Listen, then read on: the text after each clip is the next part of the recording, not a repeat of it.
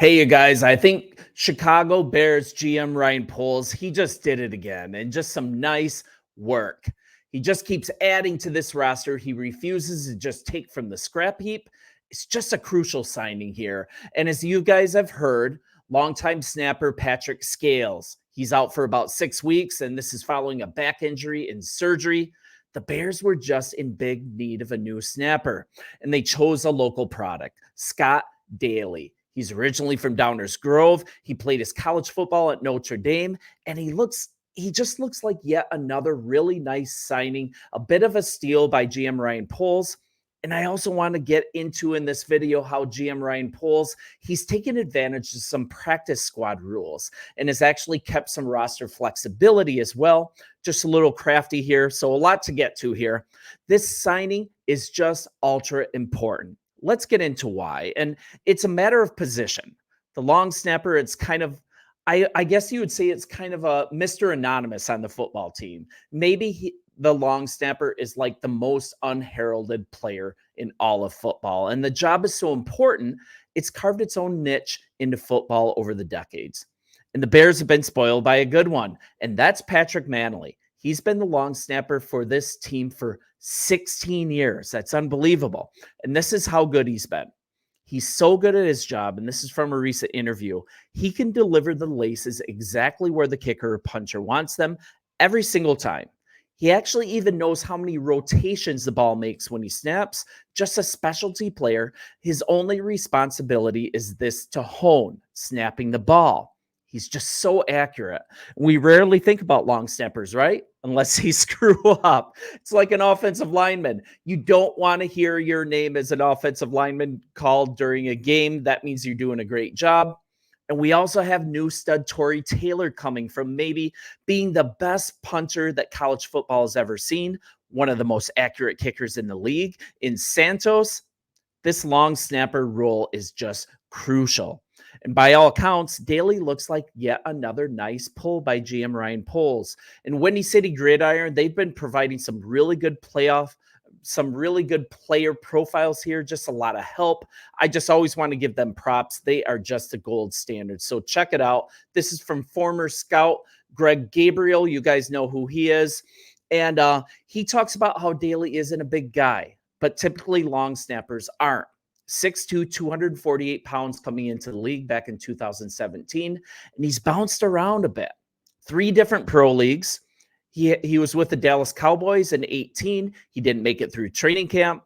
Then he had a cup of coffee in the AAF with San Antonio back in 2019. Then the XFL for the Guardians.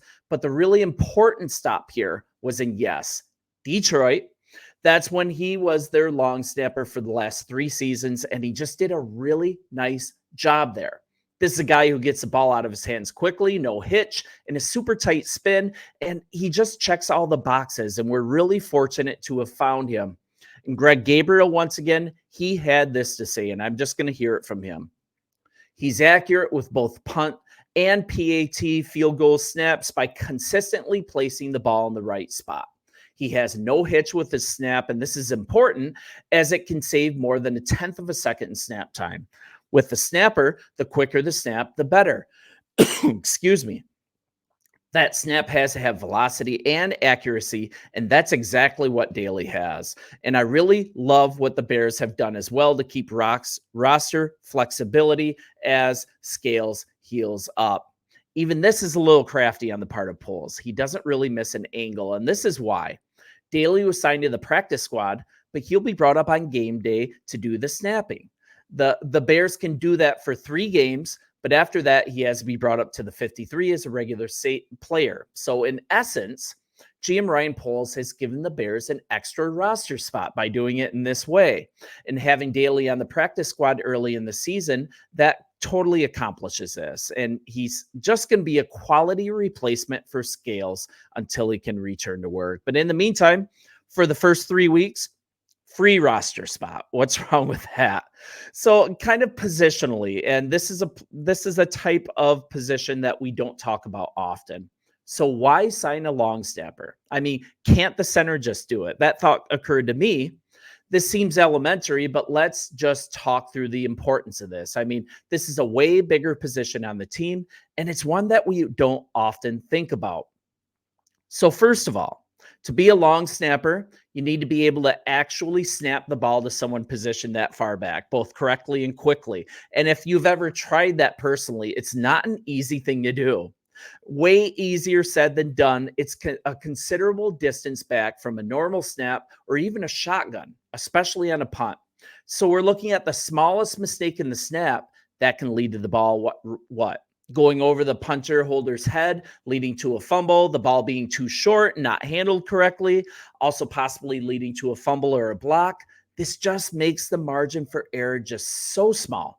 It's way too small to allow someone else to do it other than players trained specifically to perform this task. And secondly, the build of the player in question, that's usually different. The situation's a little different. You're looking at a normal center, he's only used for blocking after the play begins. Not the case for a long snapper. Again, especially on a punt. So having an extra player on the field that can get down the field after the ball's punted, make a clean tackle, that's a huge advantage for the kicking team. And that's why long snappers typically have a more, loosely put, a more athletic build than a normal center. So additionally, think about how this benefits team practices, right? During practices, teams, they spend a huge chunk of it working with their respective units like offense, defense, and special teams, right? The center's at a huge disadvantage because if he were to do the long snapping first, he'd have to work with both the offense and the special teams the entire day. It just makes more sense, even if the center has the ability to do it. It just makes more sense to just have a player specifically for the job that can work with the kickers and the punchers all day, build that rapport, build that skill that Scales has, that he literally knows how many rotations the ball takes before it gets into the holder's hands. To me, that's just absolutely mind-boggling to be able to hone in that well.